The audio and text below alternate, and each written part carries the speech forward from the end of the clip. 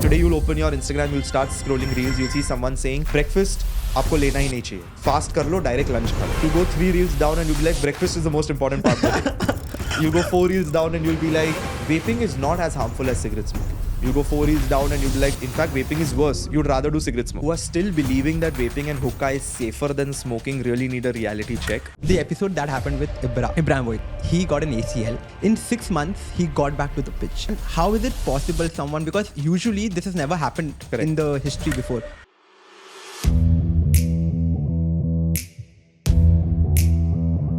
Meet Dr. Manan Vora, who is an orthopedic surgeon and a sports doctor, who is all about keeping you pain-free and performing at your best. As a health and longevity educator, he's on a mission to help you not just live long, but live better. You see a lot of people going to offices or even working from home, they're sitting on the same chair for straight 9 hours, not taking a time to get up and move around, and they are facing severe back pains. मैं simple example mom का बोलता हूँ. When she started losing weight, उनके दिमाग में एक ही चीज़ था, मैं खाना नहीं खाऊंगी तो मैं पतली हो जाऊंगी. That's a very common misconception that people have, that let me starve or let me not eat. You'll be surprised to know that I remember Virat mentioning in one of his interviews where he mentioned that in the morning we ate Chola Bhatura, so in the afternoon we took out everything in the gym. But it's not sustainable, healthy way to go about it. Welcome to another interesting episode of Unset Feeling with Shanky. And today we have Manan Vora, who is an orthopedic surgeon and a sports doctor. In today's special episode, we are covering everything around our lifestyle. Say from your major back pains to smoking to vaping to your joint pains. We are covering all of these things in today's episode. So keep watching and keep listening. So hi Manan. Hi. How are you doing? I'm doing great. Thank you so much for having me. Was it a long journey all the way from Juhu to Unbelievable. I can't believe you made me come here. So it's literally like traveling to another city. But it's okay. Hopefully this chat is worth it. Yeah, definitely. Especially for the listeners here, like who are listening, I'm sure they're going to learn a lot from this episode. So today we are going to keep it very simple. Sure. Manan, like keeping in mind the problems that everyone goes through on a daily life. Say from sports injuries to back pain, specifically when we talk about people who are working like 9 hours a day, 10 hours a day, 12 hours a day. So we are going to keep things simple and very informative in this podcast. But before that, I really want to understand your backstory, Manan. What is it like? How did you enter this field and how long has it been and how is it going so far? So I come from a complete medical family background. I'm a third generation doctor. My grandfathers, both from my mom and dad's side, so both their parents were also doctors. In fact, my Nana is now 89 and very much alive. He just retired 1.5 years ago at 87. So he's a general surgeon who was working till the age of 87. What? Yes, and he just retired. We just celebrated his 89th birthday last month. Oh my God. So medical and medicine is pretty deep rooted in my family. My parents, also my mom's, all siblings, all doctors. They all married doctors. All kids, apart from one, I think now, all are doctors. So I come from a complete medical family background. I've grown up with dinner table conversations being about patient cases and case studies. So that's the environment I grew up in. And I was pretty good in studies. I've also been an athlete. So that's the only other thing. I was always thinking that should I pursue lawn tennis or should I go into studies? Oh, amazing. I was in the top 30 in India in lawn tennis under 14 and under 16. So I was playing that pretty well. But came to a point where obviously now we're talking about me being a 15-year-old, which is in 2008. We didn't really have, and even now it's very rare to have those academies that promote sports and education in a way that if you don't make it in sport, you can do something else in life. So I ended up picking academics because I thought that was definitely my choice. I think my parents never interfered. In fact, they knew the struggles of medicine and being a doctor, so they were very open to me actually picking something else as well. But I just liked bio too much. I was not into, and वो time पे what were the options we had, right? We had CA, law, engineering, architecture, medicine. Unless you're dad or parent had a business, it's a different thing. Of course, today's 15, 16-year-olds have a lot more options. Absolutely. I think you're talking about, what, 15, 16 years back? 16 years back, yeah. Today's 15-year-old can become a podcaster for that matter. So clearly, I didn't have too many options, and I really liked bio as well. So I ended up picking medicine and haven't looked back. But in a way, found a way to go into orthopedics, which treats sports injuries, joint issues, muscle issues, and ended up working with athletes, ended up working with a football team. And now with, of course, people are picking up marathon running, gymming so much, pickleball. More and more people are getting into sports and fitness. Right. So I end up treating them. So I've found a nice way to amalgamate my All love of for these things. sports and my career into medicine. So it's a nice combined journey, and here I am. What is one sport patient that you have treated, like a rare sport patient? Which is that sport? So very honestly, sports injuries aren't that rare in that sense. It's not like a unique case or anything like that. What I will say is that a lot of sports injuries do require surgery. So it's really exciting when you can use non-surgical ways to treat an athlete and get them back to a sport faster. Can you So- break this a little bit for us? When you say non-surgical, correct. So any sports injury, usually sports injuries would be related to ligaments or tendons. Absolutely. That's what it usually is. So let's take an example of football. ACL, anterior cruciate ligament injuries, are extremely common. Now your ACL ligament can tear in different grades. So you can have an extremely mild tear, which only tears a few fibers of the ligament. You can have partial tears, or you can have a complete full thickness tear, which basically snaps the ligament completely, which generally requires an ACL reconstruction surgery, which takes an athlete 6 to 9 months to recover. Now, there are always these middle level cases where there is a partial tear, but it's not fully torn. And someone will say that, hey, let's just go ahead with an ACL reconstruction, give them a brand new ACL, let them get back to sport. But treating those patients without surgery and getting them back on the football pitch at the same level of performance output, that is the exciting part. So that's where different conservative treatments come in. So obviously you have rehab, which is anyway going to be needed at all times.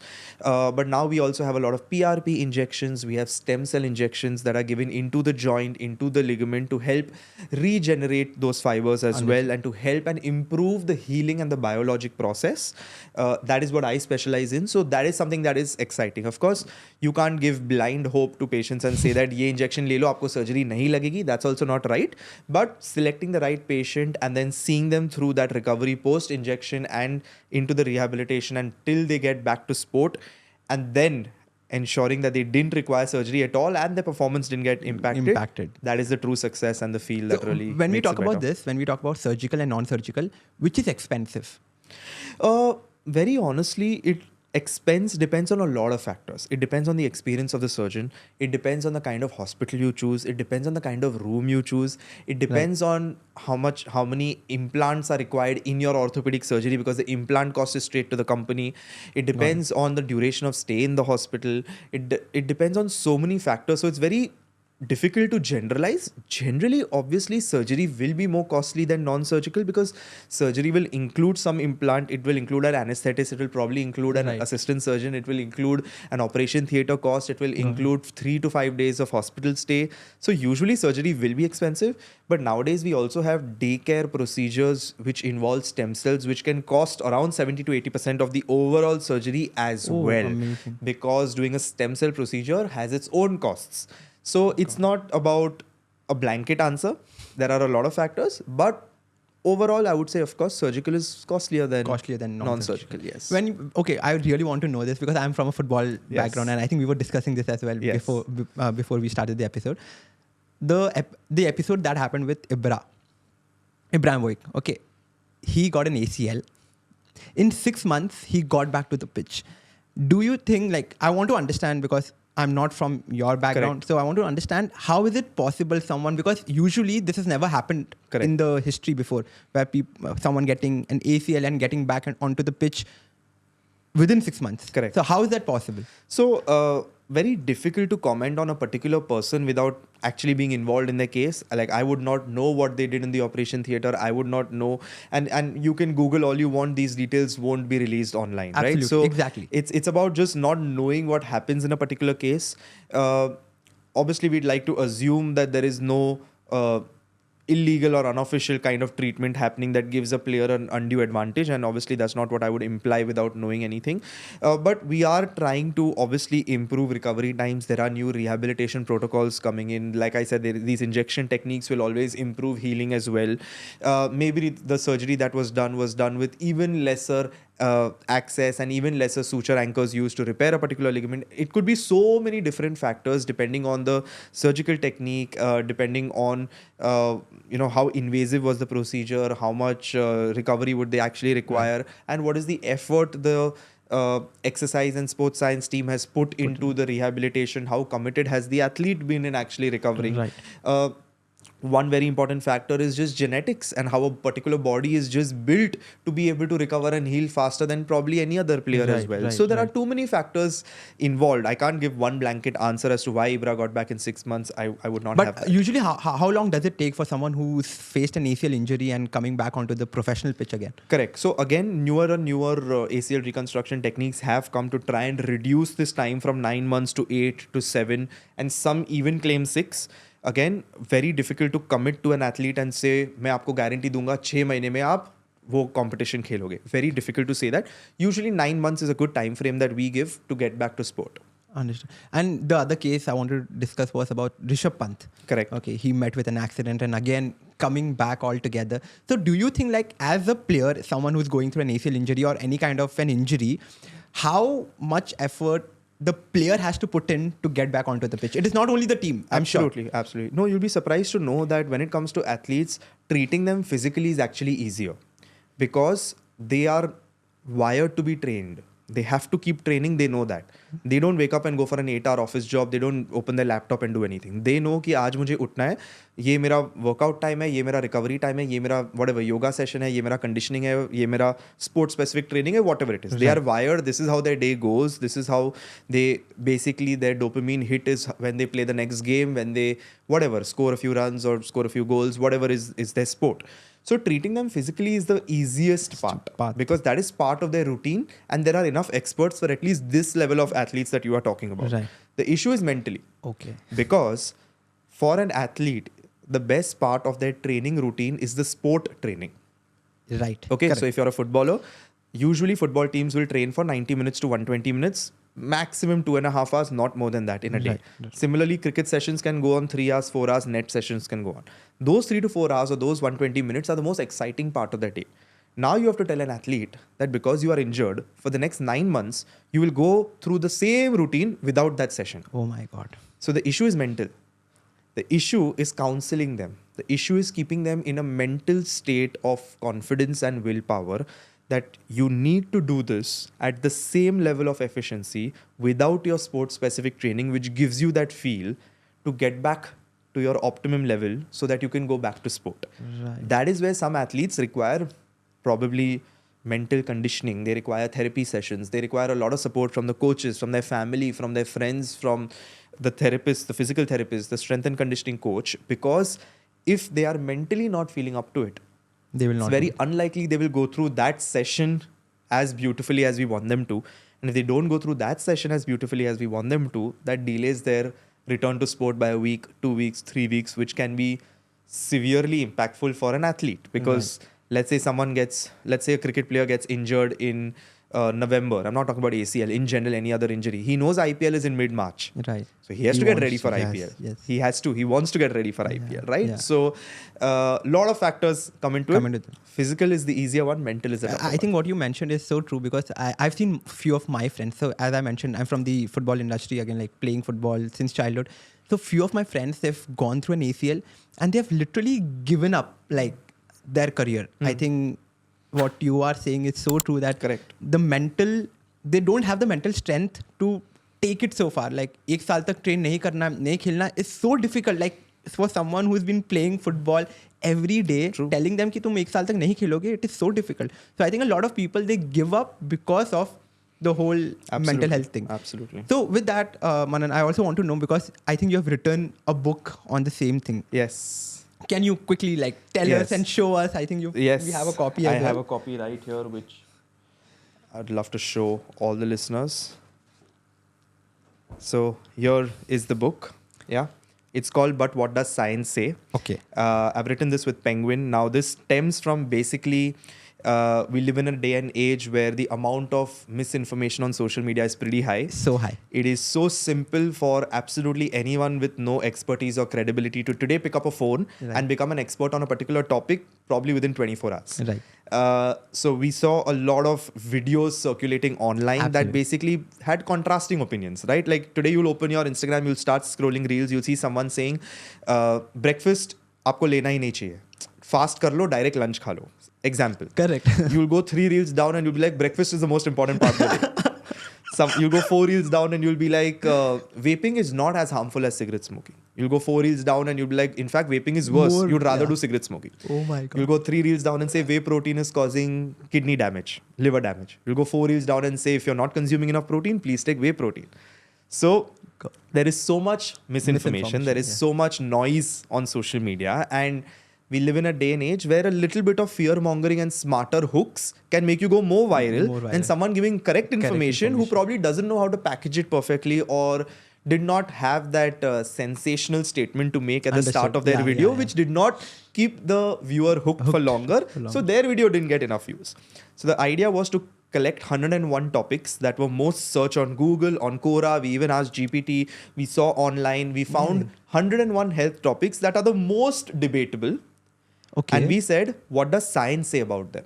Wow. So I've gone through 1400 research papers to find out what science says about these 101 health topics. And I've compiled all of them in these 300 pages. Oh my God. And every topic, the question is, okay, this is what you think, but what does science say? And hence the title of that book. This is like a one-stop answer to 101 health topics that covers almost everything anyone has ever asked on Google. I'm sure there are more, maybe a part 2 if this book does well. But that's what I've done. I'm sure there's a part 2 coming up. So with that, like, can you tell us like 2-3 topics that you've picked up in this book? Yeah. So like I said, creatine, for example. Okay. Creatine monohydrate is starting to become a little popular as a supplement. Right. Lot of people have been told that creatine is something that only bodybuilder level people who work out should take. Right. Okay.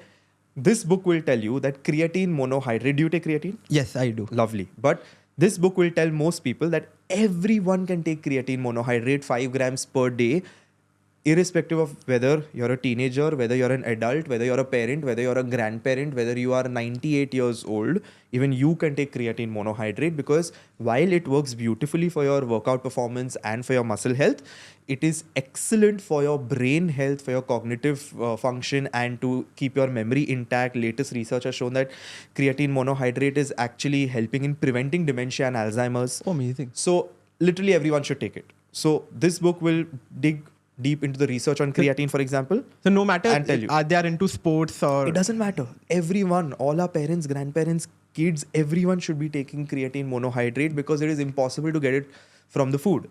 So that is, let's say that's one topic. So I have 101 such topics. Crazy. So we've covered exercise, we've covered nutrition, we've covered sexual and reproductive health, we've covered skin health, we've covered women's health, we've covered joint health, we've covered general health as well, gut health as well, mental health as well. So it's just divided across health in general, not just one particular niche.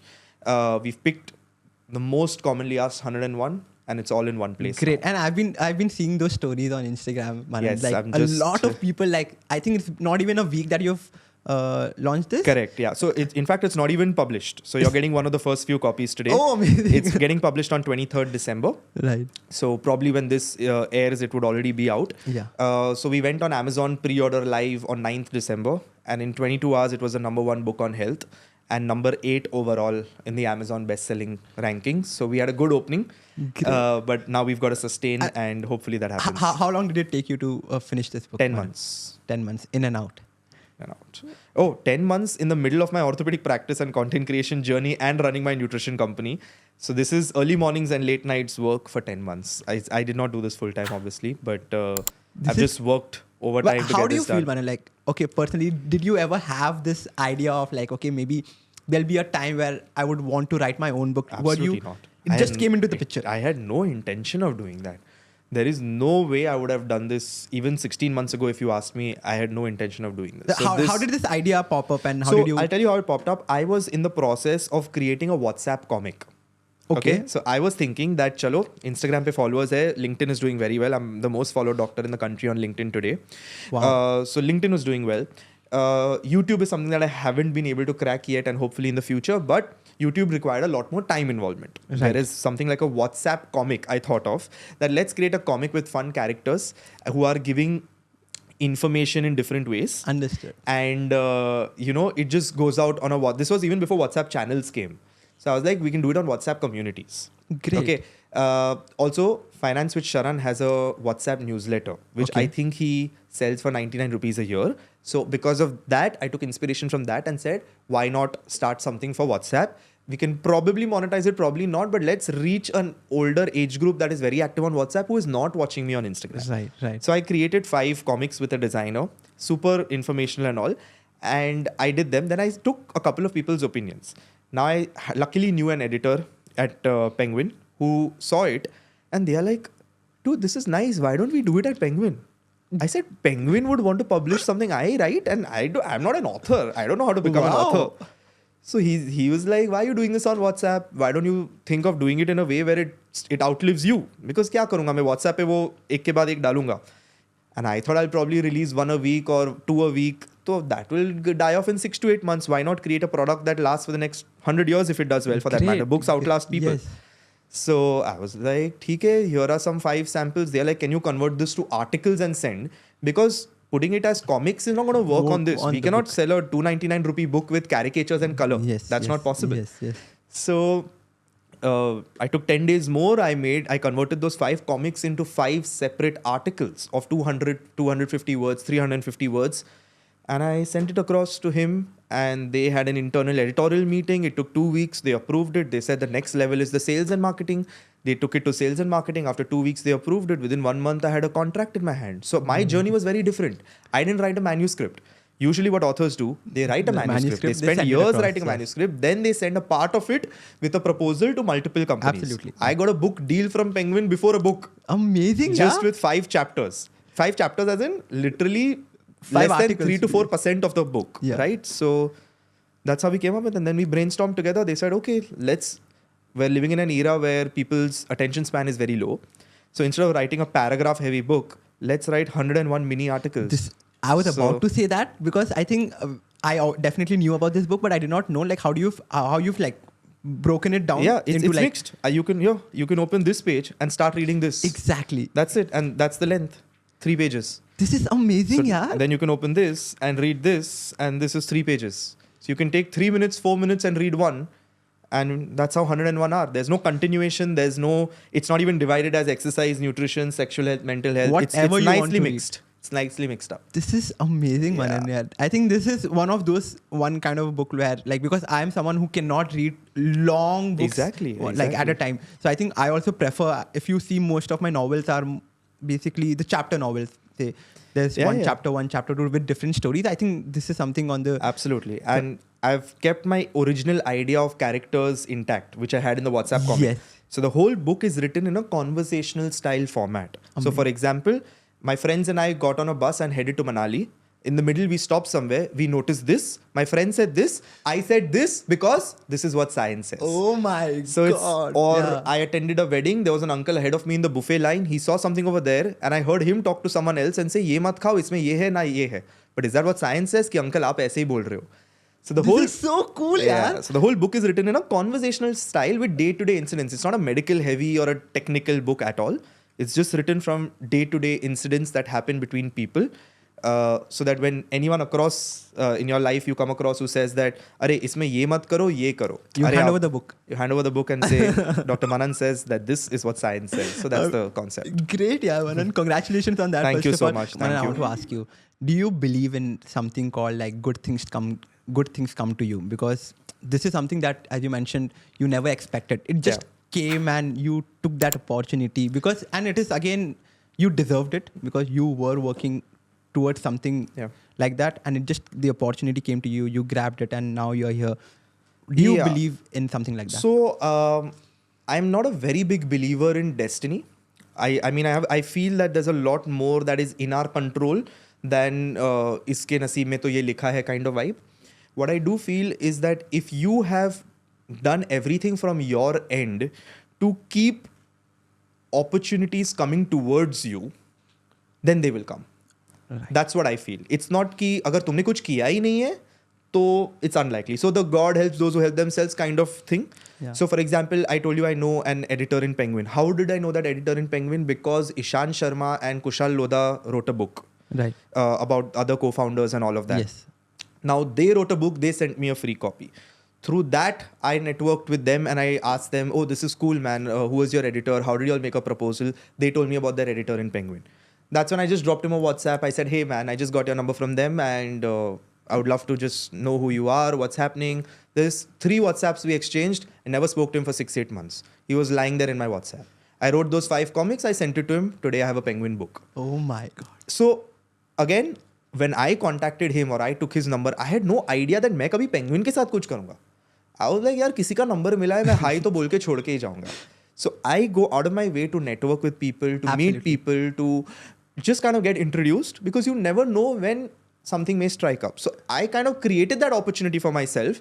Then how it got approved and how it happened, it's not in my hand. In fact, I'll be honest, 101 health myths was their idea, not even my idea. Right. They said, let's do 101 health myths. That'll be a cool way to go about it. Yeah, when I finished 80, 85, I was struggling. Like, it's so difficult to finish because now you've committed to 101. Wow. So it was that much difficult, but it kind of worked out. So I think if you put yourself out there, if you do everything that's in your control, good things should happen to you. And But I think I believe in that so much, Manan, because for me also when I started like the podcasting journey or whatever it is, like I had no one to directly get in touch with. Correct. So it was all about reaching out, connects. Absolutely. So I think whatever connects I made, and that is how I'm able to do this. So I think connections, I think you should, there's one thing I've learned. I was working in this company and the company taught me one thing, that be shameless. Shameless in a way when you want to connect with people. It is always just go out and drop. As you mentioned, you dropped a text to them and today the book is in your hand. Absolutely. No, I firmly believe this and I've shared this on my social media as well, that if the worst thing that can happen is a no, you might as well ask for it. Exactly. And I've done this for this also. Look, there's about 7 pretty famous people who have given me their testimonials, but I asked 15. 8 people didn't reply to me, but I don't mind. मतलब मेरा ego थोड़ी छोटा होने वाला है. मैंने पूछ लिया. 8 लोग मुझे पता भी नहीं रीड किया कि नहीं किया पर मुझे रिप्लाई नहीं मिला तो ठीक है ना मतलब I did not lose anything in asking those 8 and I'm not even ashamed to say that 7 out of 15 accepted and those 17's testimonials have come in the book And it's on the book now. Absolutely. So that's okay, yaar. You shoot your shot. Where it goes, you don't know. Always take your shot. Great. So great to know about that and about your book, Manan. Thank you. And I'm sure it is going to kill it in the market. It has already started doing it. It started, yeah. It's doing well. Just all the best. And I'm sure the next book, you're definitely going to write it very soon. Hopefully. Yes. So with that, that's we move. For you. So Thank you so much, yes, guys. Thank I'm you. Definitely going to read Yes. this. I'll keep it aside. Absolutely. With that, Yes. we move ahead with some of these questions. Maybe it might pop up. Okay. Absolutely. So we are going to talk about different things. We as I mentioned, we already spoken about ACL and how the injuries are happening. With that, we'll move into the food that people are consuming on a daily basis. People who are working from an office, going there, and the kind of injuries and the pains that they are going through. We are going to cover that step by step. Sure. Starting with my question, I am facing that, the back pains. So you see a lot of people going to offices or even working from home, they're sitting on the same chair for straight 9 hours, not taking a time to get up and move around. And they are facing severe back pains, Manan. So why is it happening, first of all? And how can we improve ourselves to not have those pains in the future? Correct. So 2 things that come to my mind. The first one is that people are being in a particular position for very long. So I don't mind people, even slouching their back a little. I don't mind if the laptop is not at the same height as, your eye level. The whole concept of perfect ergonomic design that used to exist is a bit outdated now. We're now moving to a point where we're telling patients and everyone that don't be in that position for very long. So even if you are like this, even if you are like this, even if you are like this, even if you are like this, whatever you're doing with the mouse or anything, try to keep an alarm on your phone or smartwatch where it beeps once an hour. Once an hour, you are forced to get up from your chair, take a short walk around the office or your house if you're working from home. Probably drink a glass of water, stretch your neck, just extend your neck, quickly just bend down, try to touch your toes. Move your body in a way where no particular muscle group reaches to a point of extreme stiffness that can lead to chronic issues. If most people end up doing this, they will not have back pains. So that is one from the kind of preventive side of it. The second thing is focusing on strength, which a lot of people don't do. How do you improve your back strength? Because still we're living in a day and age where very few people go to the gym. If you see the percentage population, of course, very few can afford a gym. That's a separate story. But to our listeners, I'm assuming most of them have access to joining a gym or at least ordering basic dumbbells or resistance bands online, keeping them at home and doing them online. But you need some level of resistance. There's only so much you can do with your own body weight. And when you do those exercises, you're going to increase the strength of your back muscles, your core muscles, increase the threshold of load that they can take, which you will be putting on them on a day-to-day basis because of 8, 9, 10 hours work, travel or whatever it is, to ensure you don't get pain in the first place. So these are the two things. Continue moving when you're at work. Once an hour, get up and move. Number 2, you have to strengthen your back with external resistance and weights, either in a gym or at home. Great. And have you gone through like such patients who come to you with saying that I have like severe back pains? And because I've seen a lot. 100%. My kid is going to go to private school thanks to these patients because I'm filled with these patients. So that is literally what it is the whole day. It's neck, back, knee. That's it. Most cases are just this. Now, when you say that, like move your body, I'm sure a lot of people will still find excuses to do that. So if you can just give us like say 3 few tips how people who are not going to gym and cannot afford going to gym, how can they work out from home? So one thing that I have personally done myself as well, even though I work out, I play sports, is getting a walking pad. I think that's super, interesting.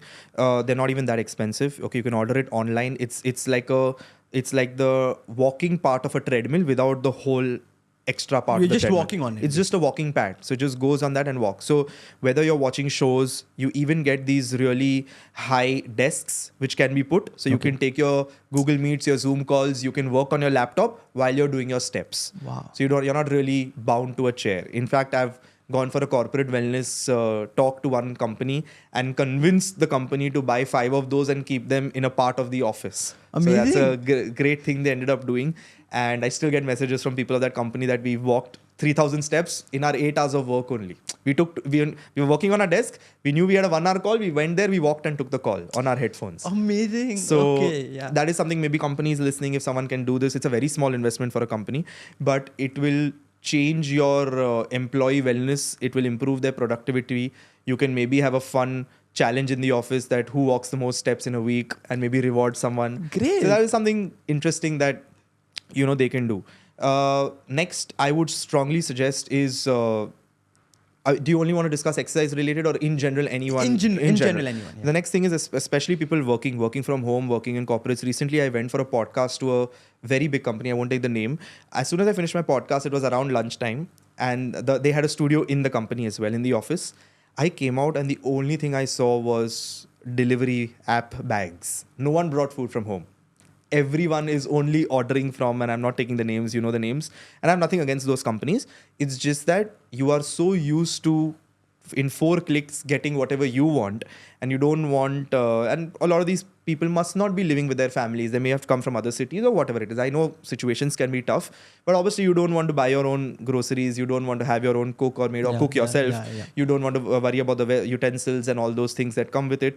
And this is just a simpler option. 200 रुपए में मेरा lunch आ गया है, सीधा मेरे doorstep पे आ गया, plus मुझे variety मिल रहा है, हर दिन मुझे कुछ और मिल रहा है. But you don't know the kind of raw materials being used. You don't know what is being done, what kind of oils are being used, what kind of ingredients, when was their expiry date, who is handling your food with what hygiene levels. And again, this is not a hit at all of them because I know how many households and how the economy depends on them. I know so many people are working in these companies and they're feeding their family. So this is not against them. And once in a while, it's okay. It's not that I don't go out and eat. It's not that I've never ordered from any of these things on a weekend or if I have people over. Of course I have. You should not make it a habit. Not make it a habit. I mean, if you're eating 4 meals a day, that's 4 7s are 28 meals a week. If it would be silly of you to not eat 26 meals at home out of 28. Let's count breakfast, lunch, snack, dinner. And I say snack as a meal because people end up ordering for snacks, a quick Frankie, a quick sandwich. so many other options that you have for snack as well, because you think अरे lunch and dinner तो मैं घर पे खा रहा हूँ, मैं अभी घर खाना but snack also. So 28 meals में से 26 should be at home or home cooked or from a home tiffin coming to you if you can't do it. Right. 2 meals you order from out and enjoy, that's okay. That's a sustainable way of living and you're not at either extreme. But if you're having 12 meals at home and another 12 to 15 out, that's not that is a really a problem. way to improve your health in general. And I'm someone, Manan, like I really I cannot survive. The only reason, like I've got opportunities where I could move to a foreign country. The only reason I'm not moving to a foreign country is because of food, 100%. Like, because I think I love the food that we get in India, and I'm so used to my home food that I cannot survive more than a day eating outside. No, we are blessed, honestly, because I have also worked in a hospital in UK for a month. I had gone there for an observership for a month because my uncle is a surgeon there. They quickly pack, a quick sandwich at home in the morning and they leave. And then they have vending machines which have frozen salads, frozen pizzas. And they're all very well off surgeons and doctors. So affordability is not the issue. But because obviously everyone is so busy to cook full meals, and there generally you don't have cooks coming home and doing it. Just from the hospital cafeteria, vending machine, a frozen pizza comes, they put it in a micro, they eat it. It's very different from what we are used to कि गरम चपाती आ रही है, अपना भाजी के साथ हमको खाना है.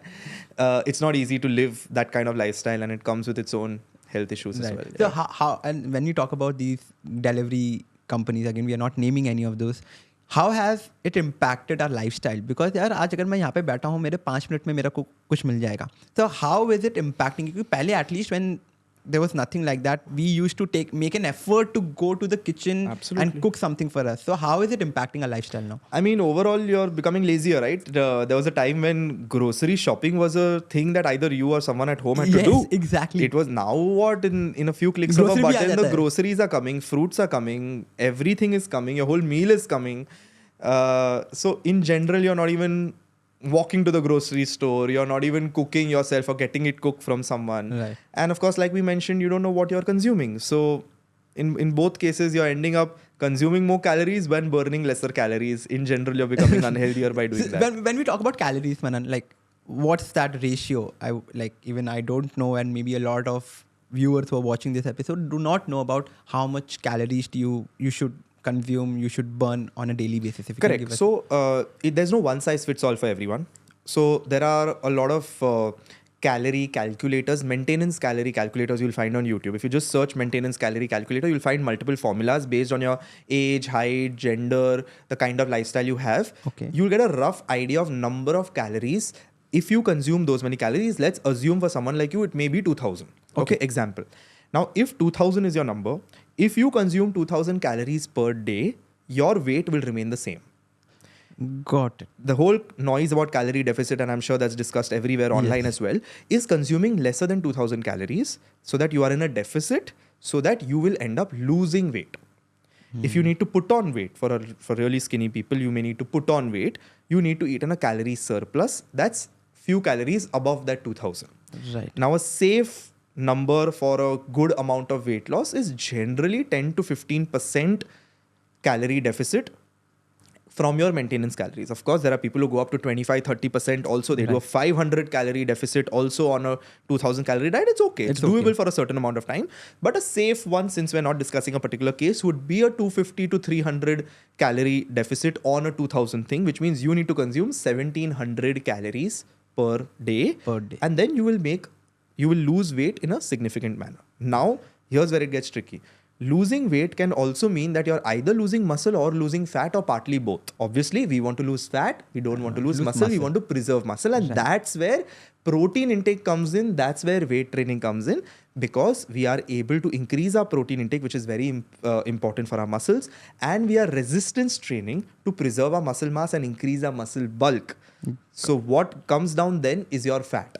In your deficit, your fat will come down, your fat percentage will come down. That is healthy weight loss. A lot of people see the weighing scale and say, oh wow, पहले तो मैं 65 था, अभी मैं 62 हो गया. अरे, but what's the point if your thighs just became lesser? If you lost significant muscle mass, that's not really good, because muscle is the ultimate indicator of your longevity and your functional life. Right. So that is where the whole calorie noise has started coming in. कि यार आप कितने calories खा रहे हो, खाने में कितना calorie. आज हम restaurant में जा रहे हैं, हम कोई भी you go to any of these other restaurants where the menu is put up or it's there in this thing. Everyone's mentioning calories, everyone's mentioning how many grams of carbs, proteins, fats, and that's good because it's a good awareness. You'll be surprised to know that how many impulse cravings are now being controlled because you see that calorie number, because it's scary.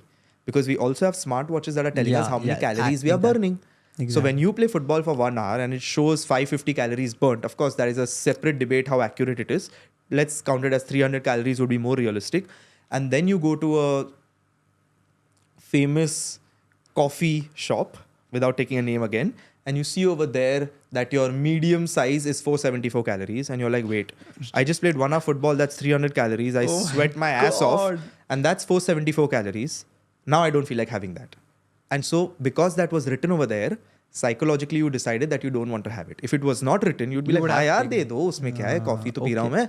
Isn't coffee good? So do you think these restaurants are doing good to the people by mentioning that? I think if you're mentioning it, you are coming across as a lot more credible and you're coming across as a lot more authentic. So while you may feel that यार ये mention करने से तो कम लोग लेंगे, I respect restaurants more if they do it. And I think a lot of people are also seeing that look, you didn't have anything to hide. You are mentioning what your product is.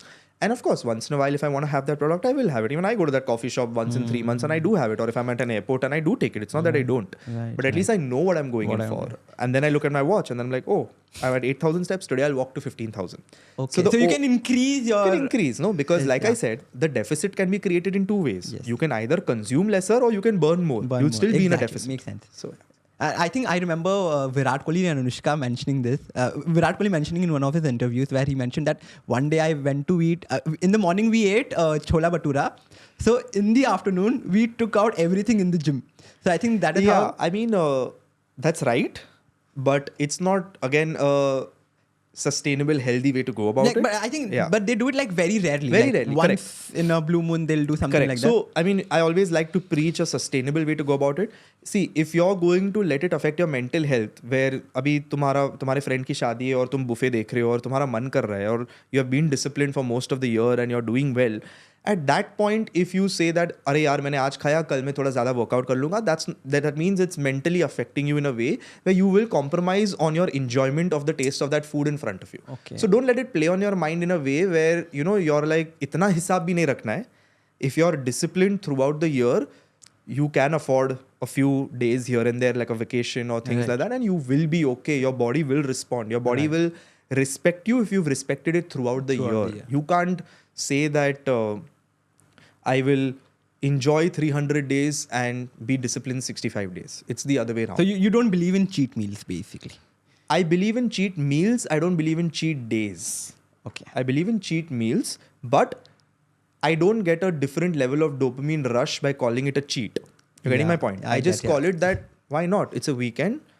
We've all families gotten together. That time, if everyone's eating, because everyone may not be as disciplined as me. Absolutely. And if they have called for mini burgers, let's say, of course I'm going to enjoy that mini burger because I've worked hard all week and I want to be part of that gathering. Of course, if I'm working towards a particular goal and I'm wanting to refrain from it, that's a completely separate thing.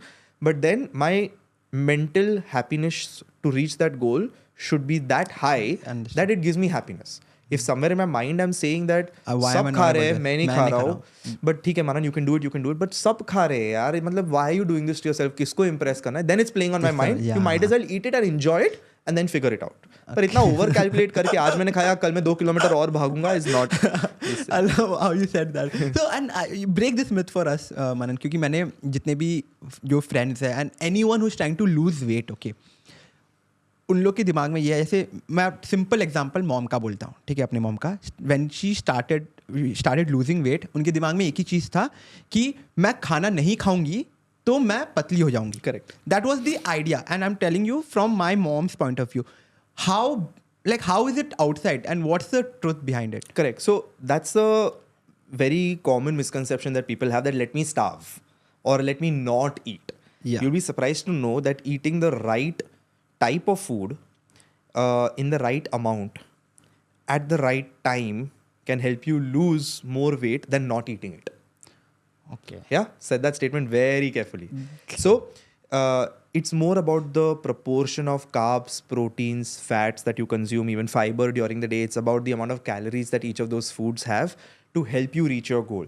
Yes, if you starve or if you eat lesser, of course you'll be in a calorie deficit. Of course you will lose weight, but you risk the chance of losing muscle.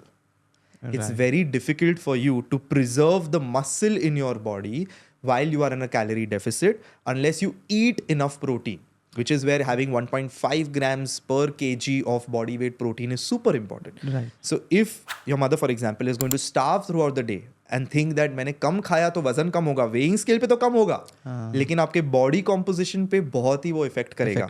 और अगर आपका muscle कम होगा, आपकी functionality कम होगी. You will be more tired, you will be more lethargic, you won't be able to do day-to-day functions. Right. You will age faster. You'll probably need a walking stick when you're much younger than others would need it because your thigh muscles won't be able to help you get up from the chair and do activities. Okay. So preserving that muscle is extremely important. To preserve the muscle, you have to increase your protein intake. How will you increase your protein intake if you keep starving throughout the day? You'll have to, in fact, add more meals and make sure they are better meals. Yeah. But why do you think this is up in the market? Like ये लोग सोचते हैं and there's a lot of misinformation, Manan, and I'm sure there's no one better than you because you've been getting patients and they've been coming to you with this idea कि यार मैं नहीं खाऊंगा Manan तो मेरा weight कम हो जाएगा. Why do you think these misinformations are in the market or online we can see it so much? So I think it's heavily coming from the fact that people are assuming a good aesthetic is what is important. Okay. Now, when I say good aesthetic, I'm not talking about a ripped body wala aesthetic. I'm talking about we are obviously in a society where fat shaming is done. Thin shaming also exists, by the way, but it's rare. Right? So the casualness with which अभी तो चलो ज़्यादा awareness आ गया है, लोग इतना easily बोलते नहीं है कि उसको देखो इतना मोटा है. पहले क्या ज़माने में बोलते थे खाते पीते घर से आया है or whatever it is, right? So we're living in a day and age where it's much easier that someone is shamed to be fat than to be thin. And obviously the whole things about looks or appearance or how you are presentable has become so obvious in society. Additionally, if you think about it, पहले क्या होता था कि social media नहीं था तो लोग समझो किसी शादी फंक्शन में जाते थे तो सिर्फ वो शादी में जो लोग थे वही आपको देखते थे. अभी तो क्या है आपको भी फोटो डालने हैं सोशल मीडिया पे, सबको आउटफिट दिखाना है, सबको लुक दिखाना है, सब कुछ करना है, right? So appearance has become very very important. Now because of that losing weight fast is an entire industry. Right? Ki take our meal plan, lose 4 kgs in 11 days. Lose 10 kgs in 3 months. Abnormal levels of weight loss to get you to a particular goal. There are companies that sell meal substitute drinks, smoothies, telling you कि खाना मत खाओ, हमारा बस smoothie P low, उससे आपको सारा nutrients मिल जाएगा. Don't eat solid food at all. 3 smoothies a day, you lose the weight. Of course you lose the weight, but is that a healthy way to lose weight? Is that, are you losing fat? Are you losing muscle? No one is checking that. For your longevity, what is important? So the reason why all this online thing is happening is because everyone is focused on the looks. So my take is always this, that weight loss is great. Everyone should lose it. I'm still on a journey where I think I'm not at my ideal weight. I want to lose some more weight as well. So everyone is on that journey, but you have to have a mindset of wanting to build muscle, not lose weight. Right. So when you build muscle, automatically your fat percentage will come down. You will lose weight. Of course, if you build significant muscle, your muscle mass will keep your weight also increasing. But your aim should be to build muscle so that you are more active in life, so that you look younger, so that you are more functional. When I say functional, I'm talking about a 70-year-old grandfather who is able to lift a 3-year-old toddler, throw him in the air and pick him up. How can he do that unless he has sufficient muscle in his body? Absolutely. If at 70 he's walking with a stick and unable to even pick up a glass of water and put it on a shelf in the kitchen, how can he lift a 3-year-old and throw him? I'm talking about functional. These are functionalities. Right. You are able to climb 3 flights of stairs without getting breathless, without a stick at the age of 70. That is functionality.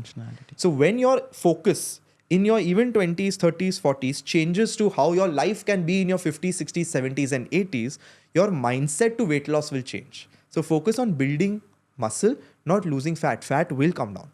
Looking good and the aesthetic has to be a byproduct of your journey. It cannot be the goal or objective. Your goal and objective should be, I want to feel better. I want to be less tired. I want to put on more muscle. I want to be stronger. I want to be more functional. And I don't want to feel lethargic throughout the day. That is your goal. And during this process, when you go towards your goal, of course, you'll end up looking better. You'll fit into better outfits. and you'll get a better rounded shape when you're wearing a shirt rather than just being a lanky person who's barely even having any muscle definition, right?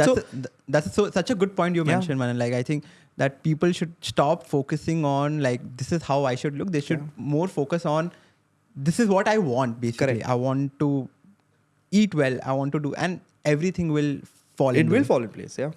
Great. With that, Manan, like, I have like few questions coming from this, I won't say only Gen Z, but okay, from the lifestyle that we are all living right now, say smoking, drinking, vaping, and everything comes into the picture. Let's start with how, because as you mentioned, I think you started the conversation, we started the conversation comparing smoking and vaping as well. Okay, so how bad is vaping and smoking for health? And again, as you mentioned, how does it affect our daily lifestyle? Yeah, so I mean, I think there's enough information out there about smoking. Everyone knows it. It's written on the packet, and we're still consuming it. The issue I have more is with vaping and hookah now, right? I mean, it's not that I don't have an issue with smoking. It's just that people who are still believing that vaping and hookah is safer than smoking really need a reality check, because they have just been created to either get more people into smoking something rather than not doing anything, or trying to convince smokers that, hey, you might as well do this. This is one step below that. So people need to understand that research has shown that the significant issue is with the inhalation of some smoke going into your lungs, which is really going to damage your respiratory system, rather than going on obsessing about what you are inhaling. Right? So this even applies to something as simple as air pollution, for that matter. Like, the concept is the same. Especially you're Delhi. you're inhaling that, right? So yeah, Delhiites are not going to like it. But the concept is about inhaling things into your lungs. So if you think hookah is safer, it's really not. If you think vaping is safer, it's not. Vaping has formaldehyde, carcinogenic agents. There are also e-cigarette companies who are claiming that their vapes are nicotine-free, tobacco-free, all misleading claims. Research is showing that they have nicotine, they have tobacco, and they're just lying through their skin to get more and more people. You can also have company-funded research to basically prove that, hey, isme kuch nahi hai, lekin independent parties have done the research and found it. So why the desperate need to literally hold that jewel, or literally go for a hookah place and do the hookah, or still be addicted to cigarette smoking? I mean, this is literally in your control, and you should do something about it. The other thing is passive smoking, because a lot of people don't do it, and they go out with their friends thinking कर तो वो रहे हैं, पर मुझे क्या? पर अगर वो तुम्हारे पास में बैठ के आपके मुंह पे फूंक रहे हैं, तो you are also going to end up inhaling. Right. So you need to understand passive smoking is also equally dangerous. It's not ki, just because he's holding it, but he's eventually doing it right next to you. So that is also equally bad. So people need to get that gist, that there's so many other ways you can get your dopamine hit, and there are so many nicer things you can get even addicted to, even though any form of addiction is not good.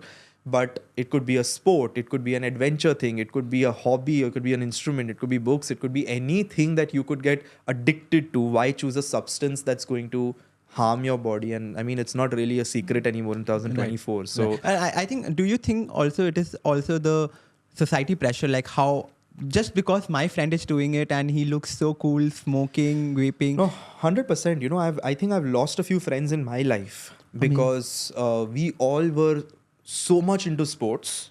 Okay. And there was a phase when we were 13 to 17 when we were only playing sports. And even certain non-sports plans were, chalo bowling chalte hai, ya किसी के घर पे PlayStation खेलते हैं. Even though I'm not much of a gaming console person myself, but I used to still go for those. And as we turned 17, all those kind of plans changed to blackjack, poker, smoking up, alcohol, this thing. And I just never went. I never went for any of those plans. And over time, I lost touch with those friends. We barely wish each other on birthdays now. And they're all still a group, and they still continue doing most of those things. And they're okay with it. So I have lost friends because I never got into any of those. I've never tried any of these. And I never got into it. So I've never taken a sip of alcohol in my life, by the way. Never taken one sip of alcohol, not even a breezer in my life.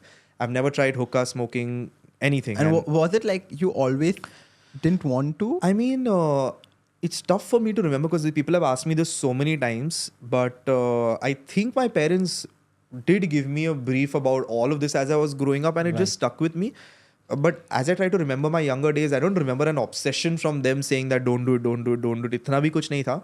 But I don't know, I just got a very simple understanding of it कि यार पर कोई बोल रहा है कि ये health के लिए खराब है तो मैं क्यों करूँगा. मतलब मुझे समझ में नहीं आ रहा है. Like, why would you do it? So when people say, oh wow, your self control is so good, I'm like, but I am not controlling. Like, it's just forbidden for me. Like, it's not like, oh my god, my hand is going towards that wine and beer and I'm not You're taking not it. thinking So, twice to not take it. Basically. no, it's not even on my mind. It's just forbidden. Like, I'm an vegetarian. I don't eat meat, for example. Okay. Nothing against those who do. But if I'm in a buffet and there's chicken over there, I don't take it. Matlab, I'm not controlling myself and I'm not taking it. So it's the same for me. So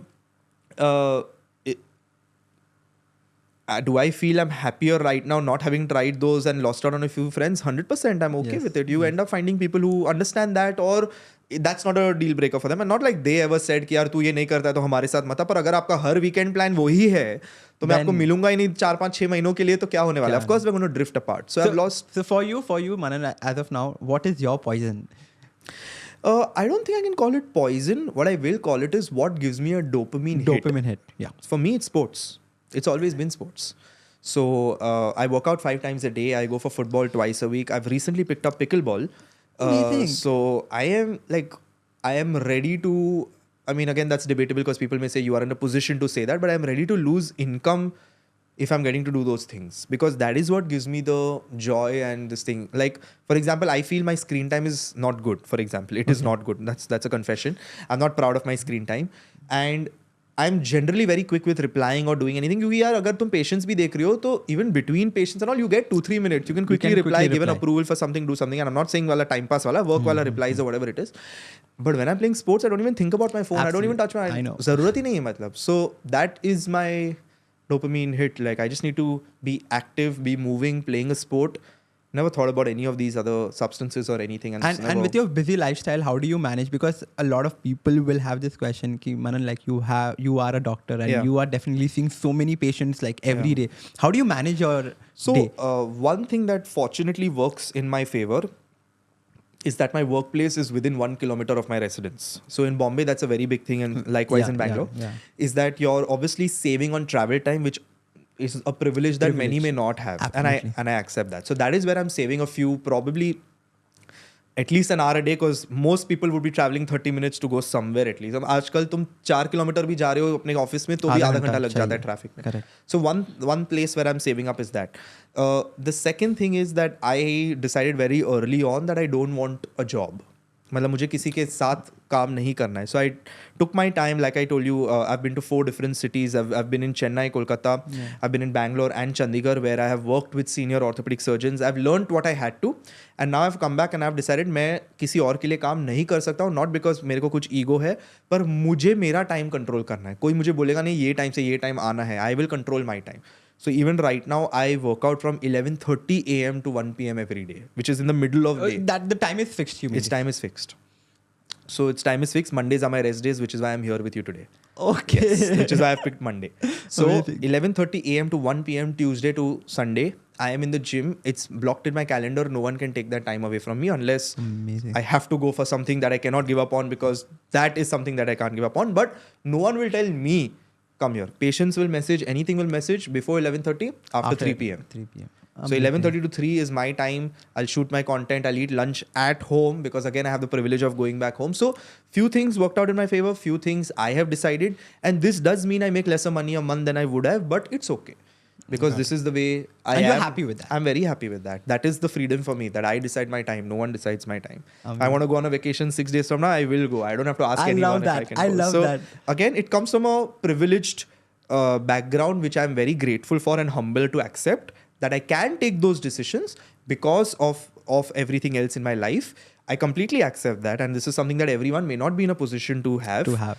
But certain times you can take a decision on your work routine that can impact your physical and mental health, and try a way to prioritize it. This is how I have done it. Right. So today, if you're trying to say, like, if you were focusing only on work, like throughout 24/7, then you would be in a better state of earning than 100%, because I'm unfortunately in a profession where my time is traded for money. If I work 2 more hours and I see 3 more patients, I make more money. If one of them gets converted to a surgery or a procedure, I make even more money. So I have decided Monday, Wednesday, Friday, 7:30 I go for pickleball. Today 7:30 I have pickleball. It's the only thing on my mind since 2 days. क्योंकि वो irritate होता है कि हर every alternate day pickle ball है, लेकिन Friday to Monday में मुझे 2 दिन गैप जाता है. So since yesterday I'm thinking about today 7:30 p.m. But now if a patient says I want to see you at 7:30 p.m. I have to say I'm sorry because I have decided that I'm going for pickleball. That doesn't mean I'm not committed to my profession. It doesn't mean I'm not passionate about healthcare. It doesn't mean that I am someone who should not be consulted. But please come see me in my time. Absolutely. I'm not changing that just to fit you in. I'm going for my pickleball because that is going to keep me mentally healthy. क्योंकि मैं 2 साल का game नहीं खेल रहा हूँ ना. मुझे तो 75 पे भी डॉक्टर रहना है. I am not going to retire at 58. At 78 I want to be healthy enough to see patients. That is 50 years away. How do I do that today? By playing sports, by doing my work-life balance, by giving time to my family, by going on vacations, by working on my mental health, working on my physical health. Then only I'll be able to see you when I'm 78. No, absolutely. What's the point of working 18 hours a day at this age? With that, Manan, if I have to ask you, like, what is that one thing you are most grateful for today? What would that be? Oh, I think it has to be family. Yeah, I think it's the family and the background and the upbringing, because that is something that you can't really choose. It kind of is given to you. It's kind of you're just born in that situation. So I feel that, and I don't really come from a very privileged family in the sense of my grandparents' time, because there was a time in my family when my granddad had a heart attack at the age of 54, and my dad, who was a very junior doctor, had to borrow money from different members of the family to even be able to help. So it's not that I come from a very privileged, whatever has been built by my mom and dad being doctors. And then I lost my mom in 2015 to cancer. So that was a very big change that happened as a 22-year-old to lose a mother. So obviously I've been through so many things in my life that it's reached a point where I've gone through most things that most people would, from a non-financial point of view, because I've been fortunate enough to be born at a point where my parents were doing decently as doctors to give us everything we needed at that level. We're not talking about any wealth or anything. We're talking about like sab theek hai. On a daily life. Correct. So from a non-financial point of view, from an emotional point of view, because my mom was diagnosed with cancer in 2006 and passed away in 2015. So there was 9 years from the age of me being 13 to 22. I was seeing what was happening at home. My mom going through 3 different surgeries, chemotherapy, radiotherapy, and to finally succumbing. So obviously, I have emotionally seen everything in a way where now nothing seems that significant or that severe. Yes. Like, so when a patient will say something or something will happen or someone will be like something else has happened to someone, I am pretty immune to the emotional side of it. I'm like, mujhe ye karna hai because this is what I'm grateful for. I'm grateful for my family, my health, my this thing, and in my capacity, of course, I want to work because it brings me happiness and help as many people as I want to, which is why I'm even, let's say, on this podcast, giving information to as many people as I can. But ultimately, it's family that is something you have to be grateful for and which sticks with you through everything. So family. And I think you've recently had a baby as well. Yes, just 4 months ago. So in that moment, like, again, you can choose not to answer. And like, did you ever wish you lost your mom when in 2015? Okay, and you had a baby right now. So do you ever miss that point? Okay, wish my mom was here. 100%. We were discussing it 2 days ago, my sister and me. That would be so cool to see my mom as a grandmom and how she would also be, because my mom was in clinical research. So she was a pharmacologist who worked with doctors and surgeons to develop newer drugs and to take healthcare forward. So she used to leave home at 8 a.m. and come back at 8:30 p.m. She was at a very high post in one of the top pharmaceuticals in the country, traveling probably an international trip every 2 months, a couple of trips in India, going to monitor and audit other centers and all those things. So she was like a super workaholic mom, Right. in a way where I have also been brought up a lot by my grandparents at home. So it would have been so unique to see her as a grandmother, because now she would probably be a little mellowed down with her career as well. Yes. Probably not traveling as much and getting to experience probably a parenting side first, though she did a lot as a mother and as a parent. But in terms of hours spent would be a lot more. So I was just discussing that 2 days ago, but that's of course how it is. That's life. Great. Yes. So with that, Manan, we are almost towards the end, and Sure. love talking to you. I Yes. think the topics that we did not even think like I would discuss with you, absolutely. like Yeah. I loved it. Yes. With that, like, I have a last final round that Sure. we do it in like every episode. So which is the rapid fire round? Sure. Okay, so I have few questions. You know the rules, like whatever comes to your mind, go as quick Just as like possible. one word or few words or Few word, like a line. A line, But like theek hai. just go as quick as possible. ठीक है. Okay, so this is the rapid fire round. How important are hugs in your life? Oh, super important. I think one hug per day has to be done. Whether it's with a pet, whether it's with a family person, your partner, or just wrap your own arms around your body, and self-love releases happy hormones that will make you feel much better throughout the day. Wow. What are the most important tests that every individual should do, like should take regularly? Oh, very difficult to answer in a rapid fire, but I think a complete blood count, a lipid profile, doing a complete hormonal profile to check your thyroid hormones, and getting your sugar tested would be the first 4 that come to my mind. So even your HbA1c, your fasting insulin to see if you're going towards a diabetic thing. Of course, based on your age, your gender, there's a lot more, but these 4 every year. Your vitamin levels, that's the 5th one. Vitamin D3, vitamin B12. So you have a five over there. Great. What are some lifestyle hacks that you can give us? Lifestyle hacks. Okay, let's go with 3. Yes. Yeah. Number 1, find a way to sleep 6 to 8 hours each and every day. That is something you cannot really discount how important it is. So that's number 1. 2, and we've mentioned this before, is home cooked meals throughout the day. No ordering from out. Try and delete delivery apps because it's very unlikely that you will install an order. तो आपको जब भी 1-2 बार हफ्ते में करना है तभी install करो, लॉग इन करो, ऑर्डर के बाद डिलीट करो.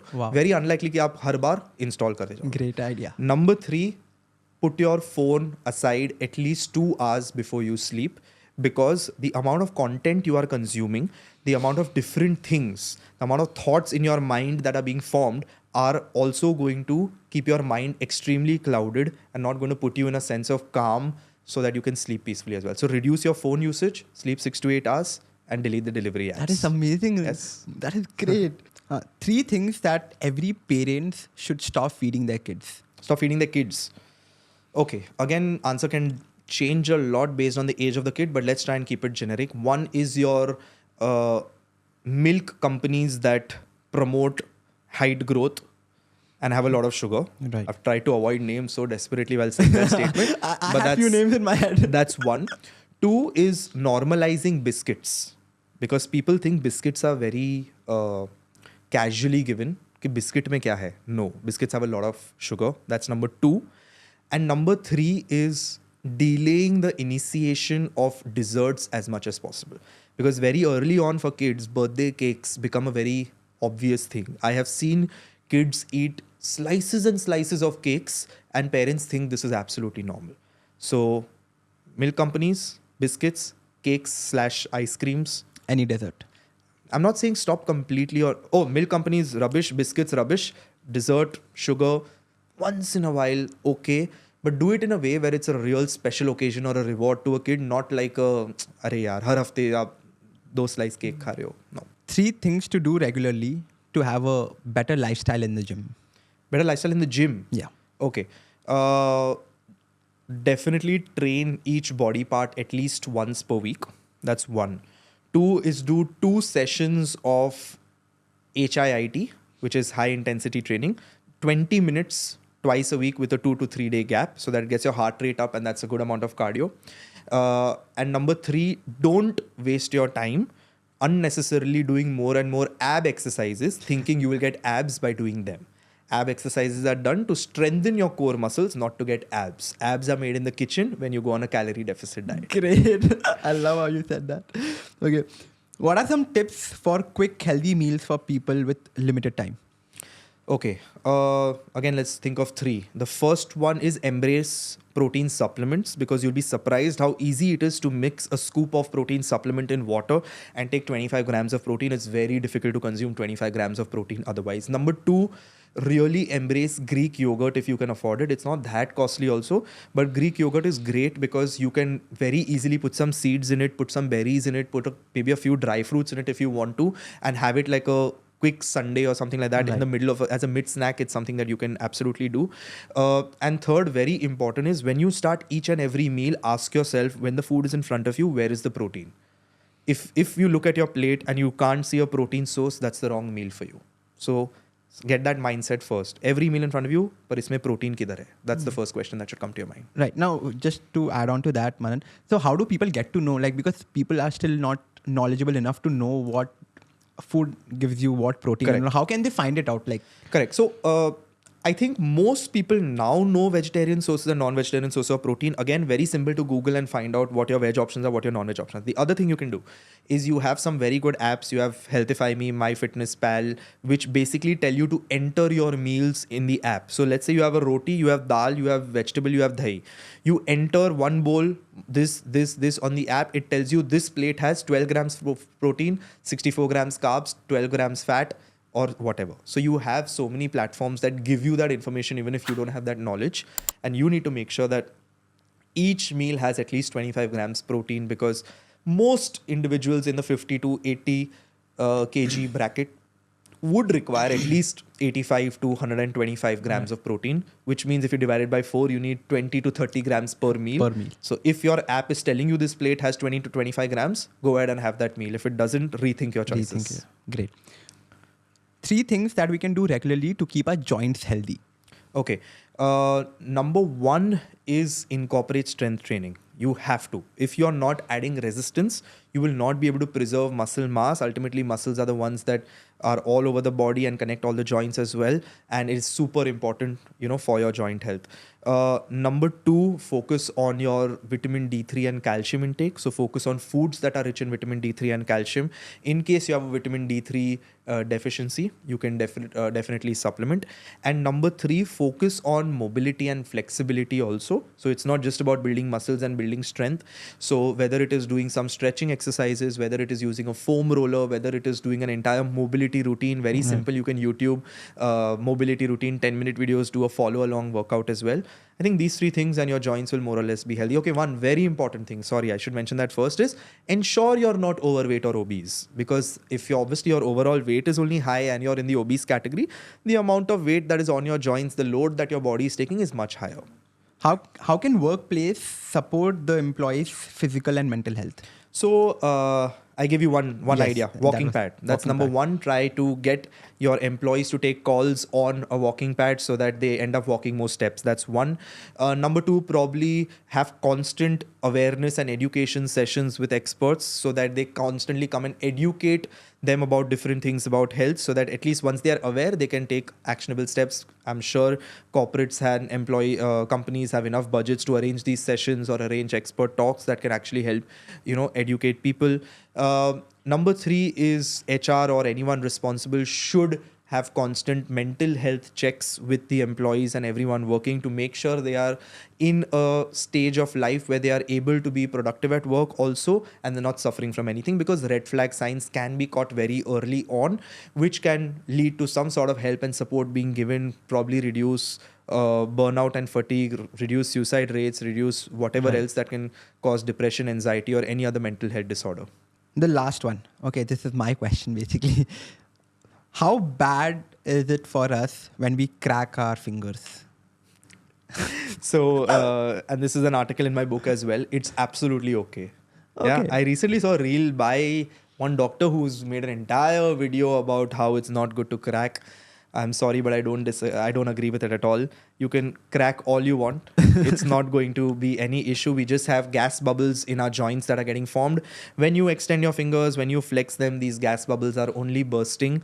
They are absolutely harmless. Yes, if you crack, let's say you pop your knee or your neck and that hurts you, that could be some issue. Right. But if it's painless, which is usually knuckles or a quick neck sound that just came right now, it's absolutely harmless. Crack away all you want. Arthritis nahi hoga. It's not a bad omen or whatever else older generation people have told us. It's absolutely safe. Great. So with that, we come to the end of our rapid fire round. It was amazing. Thank you. It was great. So before we end this episode, again, first of all, quickly tell the viewers where can we find the book if they have to order it. The book But What Does Science Say is available on Amazon. So you just search But What Does Science Say, you search Dr. Manan Vora, you'll find the book. And after 23rd December, it should be available at every major retail bookstore. It should be available in any literature festival if you're someone who goes there. It should be available at most city airports. It's going to be in airports as well. Right. But yeah, wherever you are, Amazon is probably the quickest way to order it. And I hope you guys like it. Great. With that, Manan, I also wanted to cover, because now you are an author, okay? And I have few author friends, and they've been facing this issue a lot. Like, their books have been pirated and being sold on the footpath. See, again, there's nothing against those people selling those books. There's nothing against that person. But it is just being an author, it's a big thing, because whatever, like, there might be like crores, lakhs of books being sold on the footpath under your name, but you are not getting anything out of that. So what do you think about something like this? You know, if my book is ever pirated and sold at signals, or those markets where they are kept in bulk, 99 rupees may pick up for, I will only sleep better at night and I will only pat myself on the back, because it means I've made it.